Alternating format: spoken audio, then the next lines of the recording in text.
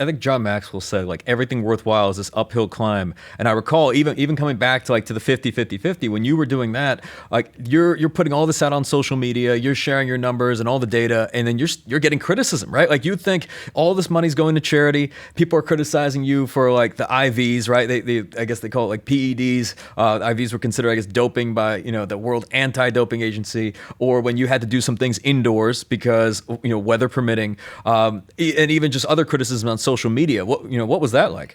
Yeah, totally devastating and disheartening because when you're the pioneer of anything, it's hard to follow a rule book.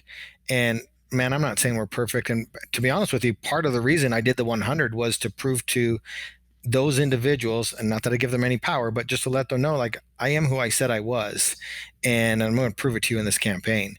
And we erased any criticism, doubt, or anything with this campaign because of the level that we executed.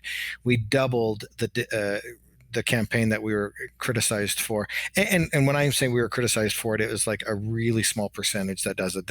Our support has been overwhelming. The positivity from our campaigns have been unbelievable. But it's like anything, when you do something that is perceived as impossible, then you have to be doing something dishonest. There's no way you could be doing this with integrity. And we were just like, no, man, and like I said, you asked me, is anything off the table? No, nothing's off the table. I don't hide anything. We've never not disclosed anything. We put everything in the book. We put everything in the documentary. I've talked openly about every topic.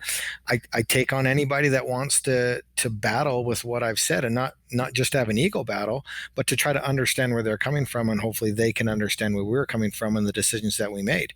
Nobody has done what we've done successfully, and so how on earth could you have an opinion from behind a keyboard when you have no basis of comparison for what we're doing?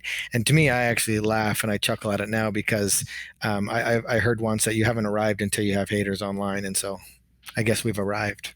Yeah, well, I mean, and it's hard, right? Because I've heard people say, "Yeah, I don't pay attention to that stuff, and I don't see it." But it's like when you're putting your heart and soul into something, and you're doing it every single day, and then there's all the pain and the struggle and the adversity, and like that it's real. And there's somebody online saying, "Nope, wait a second, put an asterisk by this or that." I mean, that's tough. It's probably tough for the people around you too. It's super hard, and we've just learned that their main goal is to get a reaction out of you. That's what they want. And it literally, I have found, because I've lost friends, I've lost family members, it stems from jealousy, and it's unfortunate, and it's their issues that they have to bear. And I ask myself all the time, like, man, I wonder what's going on in that person's life that they would have that perspective, or why they would want to attack another human for doing something exceptional. And I've learned that perception and perspective is unique to everybody. And those two things are based off of somebody's life experience. And so I can't criticize somebody for having their perception or perspective, because it's theirs and theirs alone, and they're basing it off of their life experiences. I'm basing the decisions and the perception and perspective off of my life experience. And frankly, we've had more life experience than anybody else doing this type of thing than anybody in the world. And so I'm very confident when I'm talking about it because we're the ones that have actually done it.